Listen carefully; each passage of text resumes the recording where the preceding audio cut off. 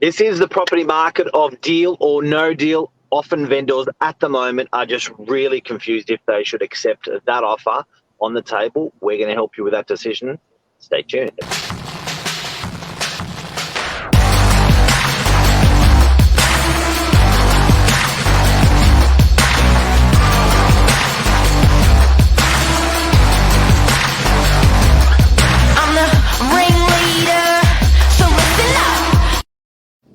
Good morning. Hi, Jess. Good. How are you? Good. Another beautiful morning in Sydney. I know. I got the sunrise this morning when I was driving. It's good. Oh, Yeah. it's good. Now, tell me, Jess, this seems to be a big thing, a very, very stressful and a little bit contentious thing that we're seeing in the marketplace at the moment, where there's plenty of offers around, there's plenty of sellers around, but the sellers are saying, don't really want to get more than that offer that's there. And the buyers are saying, yeah, no, I don't really want to go up because maybe I'm going to buy something like this for less later. Yeah, it's funny because at the moment, all of our properties we have an offer on every property. So people talk about the market slowing down and offers not coming in. The offers are coming in. It's just about expectations from vendors and what the actual market value of the property is, which generally comes from the buyers, not from us. Isn't it interesting? And I can understand as a seller because there's also fear of missing out, a bit of FOMO going on where you think, yeah, but if I just wait a little bit longer, maybe I can get more. How much longer do you have to wait? I think the biggest issue, though, is the time lag. So when we appraise a property, every agent has the same data, but that data is 6 weeks old because it has a delay because of settlement periods. So we are kind of going from open homes now being out on the field when we appraise a property at that moment. From then to when it goes to market, depending on how the vendor wants to do that, it could be straight away, it could be a couple of weeks. In those couple of weeks, that's 2 months since the most recent data that we've seen. So the actual value of the property might have changed.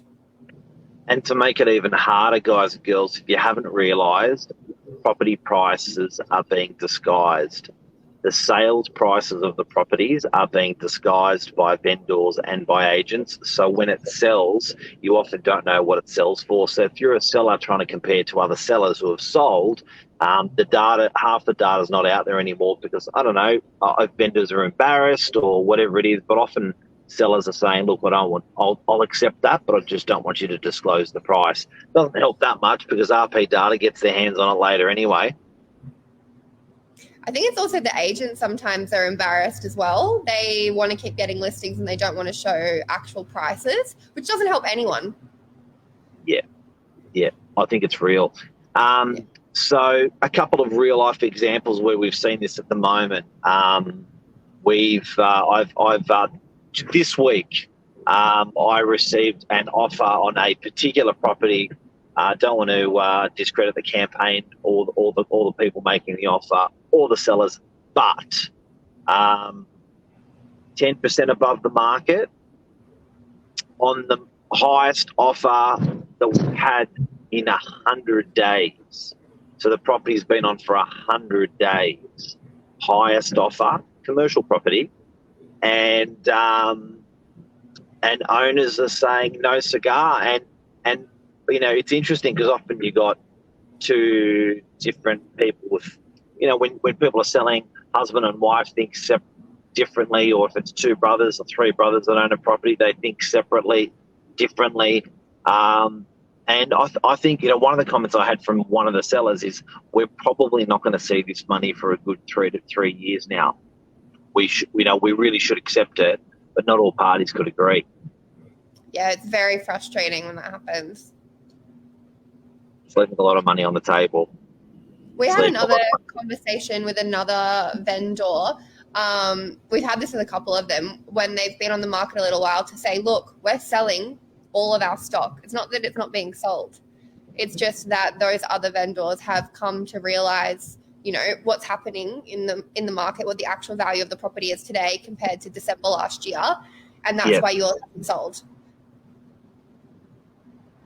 And also you got Uncle Barry, who is telling you the complete opposite of what the market's telling you. And Uncle Barry is an expert in real estate.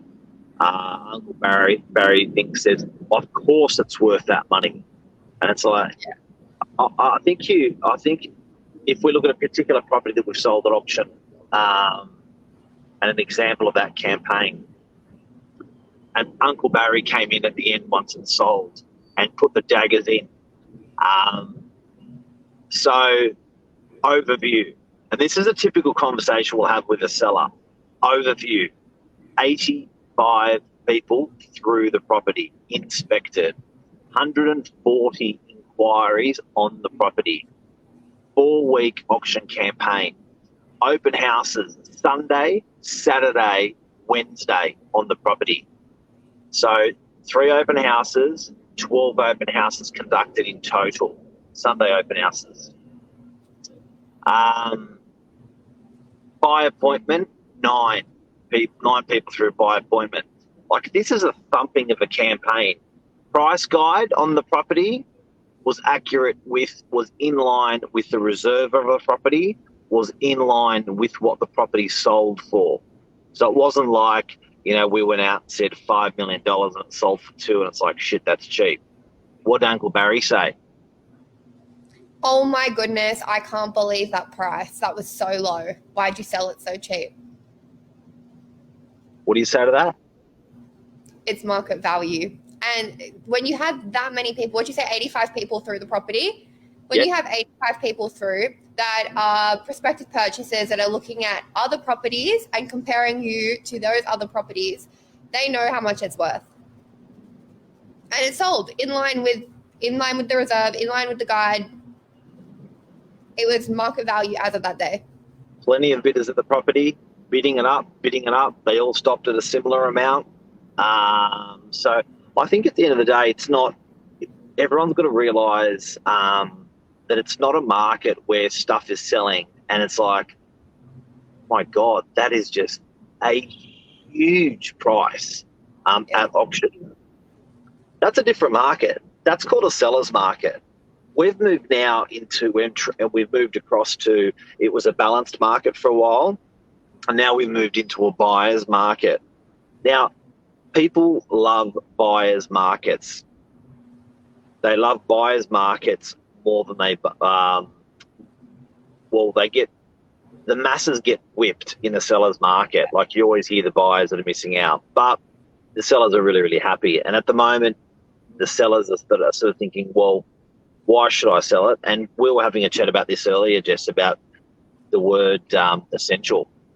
Yeah, people are they're not selling for fun at the moment because they understand that it's not a seller's market. So they're selling because they have to. So common reasons are divorce, death, upsize, downsize are generally some of the 4 most common reasons.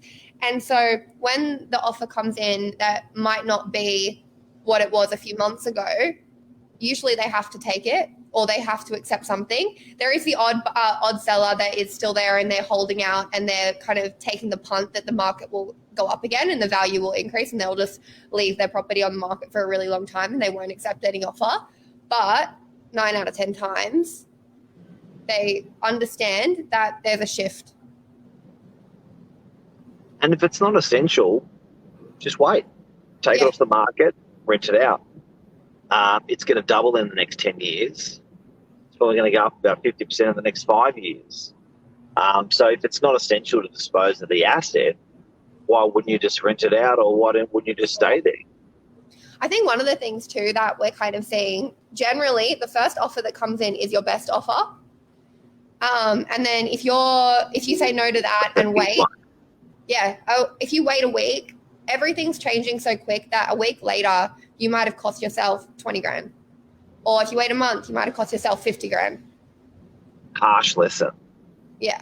Harsh lesson. And when we were talking about this auction campaign earlier off screen where the property sold, and it's like, do you reckon someone would have paid more after? It's like, do you want to risk all of those millions of dollars for 20? Or do you know what I mean? You actually, because like you just said, you may never see that offer again, and you may be taking a hit less. And I think you've got to be careful with your advice if you are Uncle Barry giving little Johnny the advice, because you could cook little Johnny by saying, mate, you should definitely be getting more for that property. The buyers are the judge and are the jury, not the real estate agent and not the seller. The buyers are the judge and jury. As long as you've given it fair play on the market, excellent marketing, excellent availability to show, good representation of the property on the market long enough, and really good, realestate.com domain, really good tools and assets used for marketing the property, price is what it is. And it comes down, I think, too, as well, just to that essential reason. So if I was the vendor of that campaign, if I was just selling because I wanted to sell just to see what would happen, I know I would have waited 5 years, like you said, doubles every 10, and then cashed out then. But if it was essential, which generally everyone's essential at the moment, I would have done the exact same thing and taken that offer, because it was a good offer. It was in line with market value. But it just depends what position you are in life and why you're selling. Yeah, big time. So, Jess, before we go, deal or no deal, when to accept the buyer's offer. In summary, what are we saying? Act quick. First offer is the best offer, and work with those initial buyers. The first week is the most critical time. Yeah. A buyer is not going to see a hot buyer is not going to sit on the market, is not going to see the property come on the market, like the hottest buyer for the property, and do nothing for 4 weeks. Yeah. They're going to go and see the place. And they may be busy that weekend because they've got a wedding. They'll generally go within days after of that, because they love it. It's hot. I'm going to see that property. So that first week or two is super powerful. It's not the be-all, end-all. But my leaving note is buyers are the judge and are the jury. Listen to them. If you don't like what they're saying, you're in control. You don't have to sell it. Alrighty. See you, legend. Guys, take care. Have a wonderful day. Thanks, Jess. See ya. Bye.